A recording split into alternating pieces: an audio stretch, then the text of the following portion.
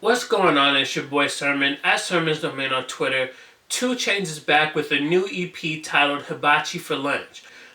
At this rate, I feel like we're still far away from getting Based on a True Story 3. I remember like 2014, he was doing interviews talking about how that's the next project, and since then he's swayed. He's done mixtapes, he's done EPs, he's done the Collie Grove album with Wayne.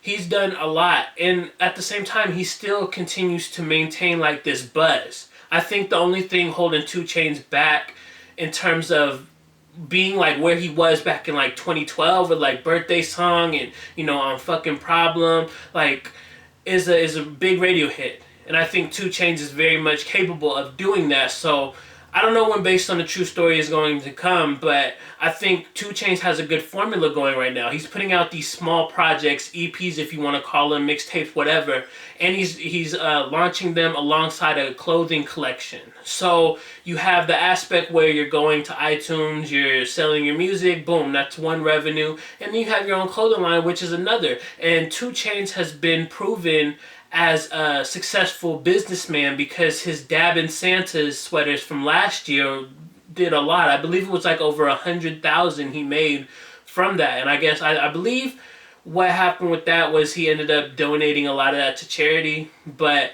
that just shows you how strong of a businessman he is and how smart he is with the way he rolls out his clothing. So now you have this latest EP, Hibachi for Lunch. First off, let's applaud 2 Chainz for the creative titles. Earlier this year, he put out Danielson Necklace Dawn, which actually wasn't even really considered earlier this year. It was more like 2 months ago, like August. It feels like such a long time ago, but it really was just like the other day almost. So the applause for 2 Chainz has to continue through this EP. He's one of the most consistent artists in hip-hop in terms of quality and quantity. And even being one of the hottest, at times it feels like 2 Chainz is still underrated. He spits 2 Chainz, a lot of Z's cause you niggas sleep. And either that's a hilarious line, which it is, or it's a very true statement. I think 2 Chainz himself wants to be higher, and I feel like the praise for 2 Chainz is through the roof, like always. Everybody always says he's having such a good year, from the guest features to his own projects to everything that he's doing in his career. But it also, you gotta ask the question, could he be bigger? Should he be bigger? Is he good enough as an artist to be at the top with like the Kendricks and the Drakes and the J. Coles? It's all a matter of opinion though. But 2 Chainz is just an all-around entertaining guy. Whether he's talking about designer brands or he's spitting something worth laughing at, because that's what I like about 2 Chainz, is that he has a personality. He's not this person who just spits about expensive stuff. He adds a little bit of humor to his music.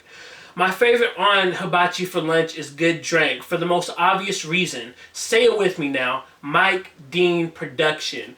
In traditional 2 Chainz sense, you have a lot of the beats on Hibachi for Lunch, and they're good, but they do sound like traditional beats that 2 Chainz would pick.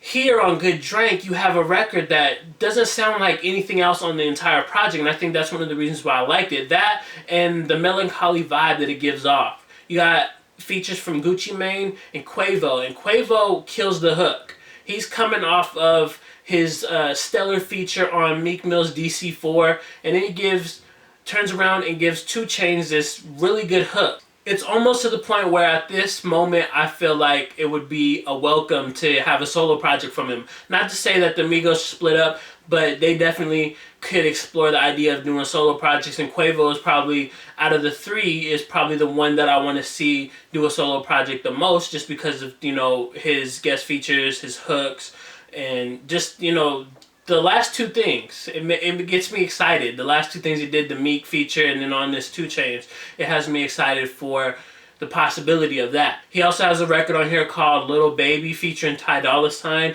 and I don't have too much to say about that record except that it's catchy because it got stuck in my head. I kept over and over and over again yesterday just singing the hook as I'm just like around the house doing stuff. So that is an effective record in itself. And then the one record on here that I really wasn't feeling is Day Party. I just feel like it doesn't really stand out amongst the other material. Now is one of my favorite parts of reviewing a 2 Chainz project, is pointing out a couple lines that I liked off of the songs. One of them comes from Lil Baby. He says, "You can't get rich off sleep." Very true advice, 2 Chainz. Very true advice. And then these other 2 lines that I wanted to highlight come off of Doors Open, which also features Future. It's a nice record. He says, "Took your bitch back and got store credit." You know, little humor there. It goes back to what I said about 2 Chainz adding in humor. And another one that was humorous on that same record was "Jumping on the Bed Like Jimmy Fly Snuka." If you don't know who Jimmy Superfly Snuka is, he's a wrestler, very prominent in the 80s. One of his biggest accolades was jumping off the top of I believe it was 15 feet, a steel cage, and jumping down to the ring. So that's what 2 Chainz means by that. If you didn't get it, I'm like an expert at wrestling references. I always catch them, always love talking about them. 2 Chainz consistency is what makes these small projects tolerable. I think in the case of most EPs, you always leave feeling like you want more. And you got to realize that 2 Chainz is probably going to deliver more. I have no idea what his next plans are. At one point, 2 Chainz says he was going to drop another album titled BC, which is Before Chainz. And then there's the Based on a True Story 3. And I'm sure there's other projects that 2 Chainz wants to do that he hasn't announced yet. So who knows if he's going to continue this trend of a short project with a clothing collection, or if that's just if it was just something that he was going to do for 2016, and then 2017 he'll get back into it with an album, like a full rollout, maybe even a radio hit single, because I feel like he's capable of doing that, and I would like to see that yet again. But one thing is for sure, and that's 2 Chainz is going to deliver quality almost every time that you listen to him.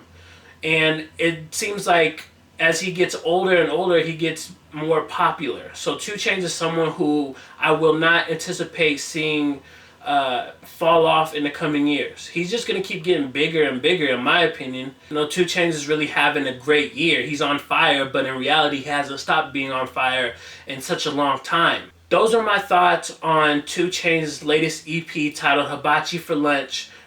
Check it out, listen to it, and then let me know what you think about it in the comment section below. And then like the video, subscribe to the channel if you're not already, share the video. Follow me on Twitter at SirMsDomain, and as always, thank you for your time. I appreciate you for watching, and until next time, peace.